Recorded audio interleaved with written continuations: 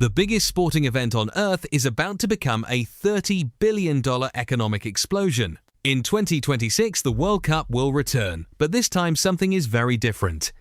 The tournament isn't happening in just one country. It will span 3 nations: the United States, Canada, and Mexico. 48 teams will compete, 104 matches will be played, 16 host cities will take part. That means millions of tourists, massive infrastructure spending, and billions of dollars flowing through the economy. And while fans are focused on goals, rivalries, and championships, investors are quietly positioning themselves for the money flood. Today, we're going to break down exactly how the 2026 World Cup becomes a $30 billion money machine, and the sectors that smart investors are watching long before the tournament even begins. Every World Cup generates economic activity, but the 2026 tournament will be the largest in history. FIFA expanded the competition from 32 teams to 48 teams. That expansion means 40 additional matches compared to the previous format. It also means millions of additional visitors and a longer tournament duration. Because the United States will host the majority of matches, the economic impact across North America could be enormous. Sports economists estimate the 2026 World Cup could generate more than $30 billion in economic activity. That money flows through travel, hotels, airlines, restaurants, advertising, construction, broadcasting, and sponsorships. And here is the key insight most fans never think about. Investors don't profit from the games themselves. They profit from the industries feeding the event. The first major winner is travel. The United States alone is expected to receive between 5 and 6 million international visitors during the tournament.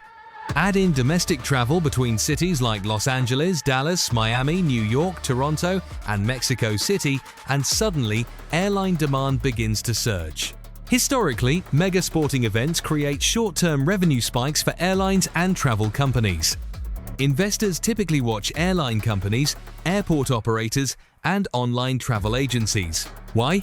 Because tournament fans rarely stay in one place. Many will follow their team across multiple host cities. That turns the tournament into a month-long travel surge. The second sector that benefits is hospitality. Hotels and short-term rentals often see explosive demand during major sporting events. During events like the Super Bowl or the Olympics, hotel prices can surge 200 to 400%. We saw similar spikes during the Qatar World Cup. But the 2026 tournament spreads across 16 cities, which means multiple tourism booms happening at the same time. Cities like Miami, Los Angeles, Dallas, Atlanta, Vancouver, and Toronto could experience nearly full hotel occupancy for weeks. Hospitality companies love events like this because they combine extremely high demand with limited supply and premium pricing. That combination creates massive short-term profit margins. But some of the biggest money actually arrives years before the first match begins. Major sporting events often trigger huge infrastructure spending. Cities begin upgrading airports, stadiums, public transit systems, roads, and tourism districts. Several host cities have already begun investing billions of dollars into transportation upgrades and stadium modernization. Construction companies, engineering firms, and material suppliers often see years of revenue growth leading up to global events like the World Cup. And because this tournament spans 3 countries, the spending footprint becomes even larger than a traditional single-host event. In many ways, the World Cup is not just a sporting event. It becomes a multi-year infrastructure stimulus. Another massive money engine behind the tournament is media rights. The World Cup is one of the most watched events in human history. The 2022 final alone attracted more than 1.5 billion viewers globally.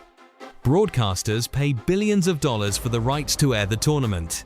They do this because advertising prices during World Cup matches skyrocket. Major brands compete for limited advertising slots in front of global audiences that can reach hundreds of millions of viewers. Media companies benefit through advertising revenue, streaming subscriptions, and sports licensing deals. As streaming competition intensifies, major sporting events like the World Cup become incredibly valuable media assets. The next layer of money comes from corporate sponsorships. FIFA partners with global brands willing to spend hundreds of millions of dollars for exposure during the tournament.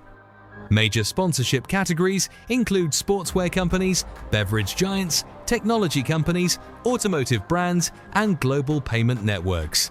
Companies spend so much because the World Cup delivers something incredibly rare in marketing. It delivers a truly global audience watching the same event at the same time. For brands, it is the equivalent of advertising during the Super Bowl for an entire month. For investors, that translates into huge revenue opportunities for companies connected to sports marketing and merchandise. Another rapidly growing sector tied to major sporting events is sports betting. In recent years, many US states legalized sports betting, and online sportsbooks have grown rapidly. Major tournaments like the World Cup often create massive spikes in betting activity. During previous tournaments, global betting volume reached tens of billions of dollars. With online betting now widely available, analysts expect the 2026 World Cup to generate record betting volumes across North America. For betting companies, events like this drive user sign-ups, app downloads, and huge increases in transaction volume. All of that activity can translate into significant revenue growth during the tournament. Another often overlooked profit engine is merchandise. Every World Cup sparks a global buying frenzy. Fans purchase team jerseys, scarves, flags, and countless other items to support their national teams. Sports apparel companies experience major spikes in sales as the tournament approaches. Retailers also benefit from watch parties, celebrations, and fan events happening across host cities. During the 2022 World Cup, billions of dollars were spent globally on fan merchandise. With North America hosting the tournament in 2026, a massive consumer market, retail sales could be even higher. Beyond large corporations, local economies also experience enormous boosts. Restaurants, bars, ride-sharing services, and event venues all see dramatic increases in demand during major matches. Entire neighborhoods can transform into temporary entertainment districts. Cities hosting semi-final or final matches can generate billions in tourism revenue alone. Here is the key takeaway. When most people think about the World Cup, they think about goals, rivalries, and championships. But behind the scenes, the tournament operates as a global economic engine. Airlines, hotels, media companies, construction firms, sports brands, and betting platforms all tap into the same massive surge in demand. And the biggest profits often go to those who recognize the opportunity years before kickoff. Because while fans are watching the game, smart investors are watching the money.